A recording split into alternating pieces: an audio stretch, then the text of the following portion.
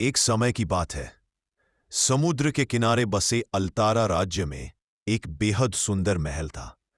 महल सफेद संगमरमर का, आसमान को छूती मीनारें और उनमें रहने वाली एक राजकुमारी अनीरा। अनीरा जितनी सुंदर थी उतनी ही घमंडी भी। अगर नौकरानी उसके कमरे में देर से पहुंचे तो वह गुस्से में चीख उठती।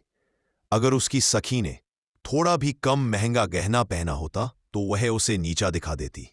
अगर कोई उसकी प्रशंसा करना भूल जाए तो समझो राजकुमारी का दिन खराब। राजा उसकी हर इच्छा पूरी करते, रानी उसके आगे पीछे घूमती, पूरा महल उसकी खूबसूरती के चर्चों से भरा रहता। लेकिन जहां नाम अनीरा था वहां अहंकार भी साथ रहता। एक सुबह राजकुमारी बाग में घूम रही थी। हवा हल्की थी, फूलों की खुशबू फैली थी, पर उसके सुंदर चेहरे पर चिड़चिड़ापन था। मेरे लिए ताजे गुलाब क्यों नहीं रखे गए? ये पानी इतना ठंडा क्यों है? मेरी सवारी देर से क्यों आई? चारों ओर सिर्फ उसके गुस्से की आवाज थी। उसी समय राज्य में एक सन्यासी आया।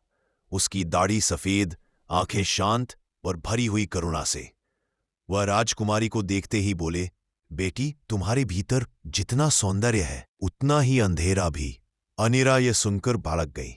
तुम मुझसे ऐसे बात कैसे कर सकते हो? मैं राजकुमारी हूं। सन्यासी शांत खड़े रहे। राजकुमारी इंसान का दर्जा कपड़ों से नहीं, दिल से होता है। अनीरा ने पहरेदारों को इशारा किया, इसे यहां से निकाल दो। सन्यासी ने कुछ नहीं कहा। उन्होंने बस अपनी आंखें बंद की और एक वाक्य बोलकर चले गए, जिस दिन तुम अपने अहंकार से हारोगी उसी दिन समझ जाओगी कि असली सुंदरता क्या होती है। राजकुमारी ने उनकी बात को मजाक समझा, लेकिन भाग्य ने सुन लिया था। कुछ हफ्तों बाद पड़ोसी राज्य के राजा का संदेश आया।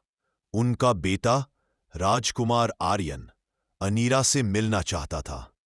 आर्यन बहादुर, विनम्र और जनता में बेहद प्रिय था। पूरा महल उत्साहित था। राजा रानी भी खुश थे। राजकुमारी अनीरा अपने सबसे सुंदर गहने और सबसे महंगे वस्त्र पहनकर आई।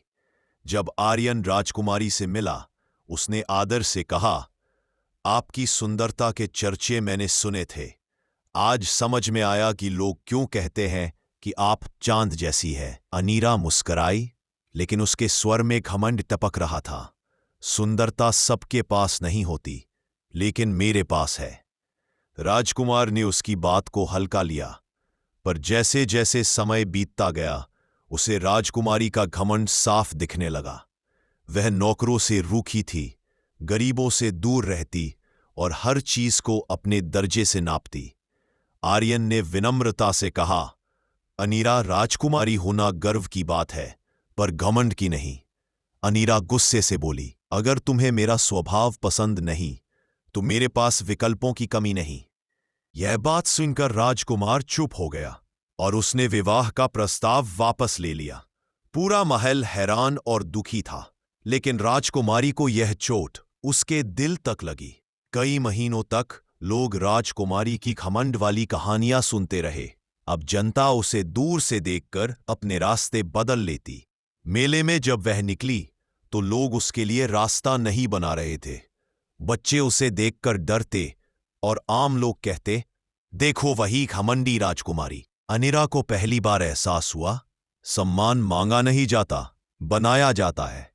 लेकिन उसकी सीख यहीं खत्म नहीं हुई थी। एक मध्यरात्रि को डाकुओं ने महल पर हमला किया। राजा रानी को छिपा दिया गया, पर राजकुमारी अनीरा अपने कक्ष में अकेली रह गई थी। शोर, आग, तलवारों की आवाजें, सब कुछ डर पैदा कर रहा था। अनीरा पहली बार इतनी असहाय थी।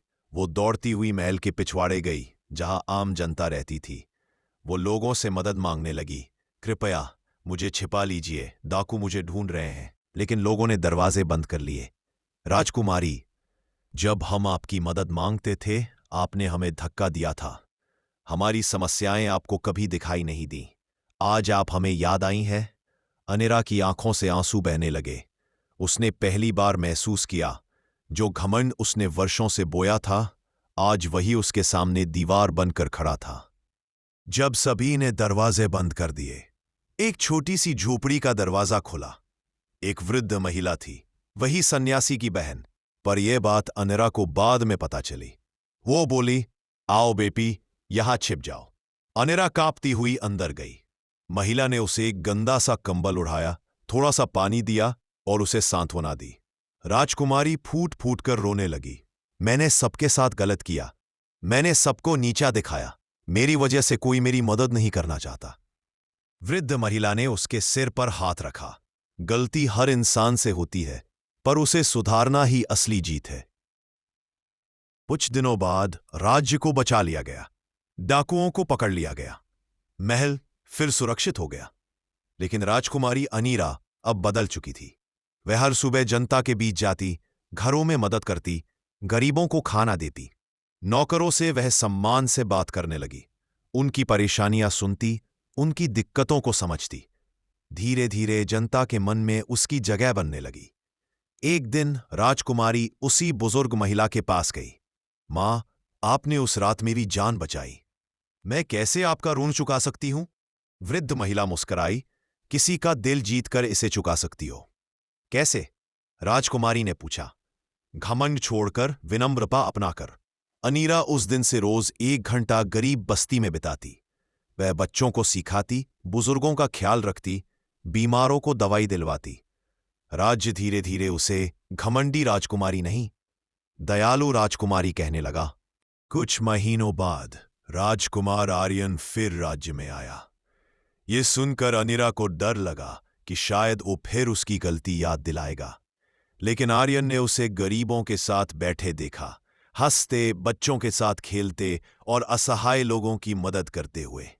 राजकुमार ने कहा, अनीरा, आज तुम जितनी सुंदर हो शायद पहले कभी नहीं थी। सुंदरता चेहरे से नहीं, दिल से चमकती है, और तुम्हारा दिल अब सचमुच खूबसूरत है। अनीरा ने झुककर कहा, मैं वही नहीं हूं जो पहले थी। जीवन ने मुझे सिखा दिया है कि राजसी रक्त होने से इंसान बड़ा नहीं होता, इंसानियत उसे बड़ा बनाती है। राजकुमार मुस्कुराया। अब मैं फिर वही प्रस्ताव रखना चाहता हूं, क्या तुम मुझसे विवाह करोगी? अनीरा की आंखों में खुशी के आंसू थे, और इस बार उसने कहा, हां, पर पहले मुझे यह राज्य सेवा के योग्य बनना है। राजकुमारी अनीरा बाद में रानी बनी, लेकिन एक अलग तरह की रानी। उसकी पहचान महंगी पोशाकों या घमंडी रवैये से नहीं थी। उसकी पहचान उसकी विनम्रता, प्रेम और सेवा से थी। लोग कहते हैं, अनीरा ने अपने राजसी घर को नहीं, अपने दिल को बदला था, और यही उसकी सबसे बड़ी जीत थी। दोस्तों, हर मोड़ पर जिंदगी हमें कुछ नया सिखाती है, कभी गिराती है, कभी संभालती है, लेकिन आगे बढ़ने का हौसला हमेशा देती है। अगर कहानी पसंद आई हो तो लाइक करें और कमेंट में अपनी राय बताएं। चैनल को सब्सक्राइब करें ताकि अगली कहानी सीधे आप तक पहुंचे। मिलते हैं एक और प्रेरणादायक कहानी में।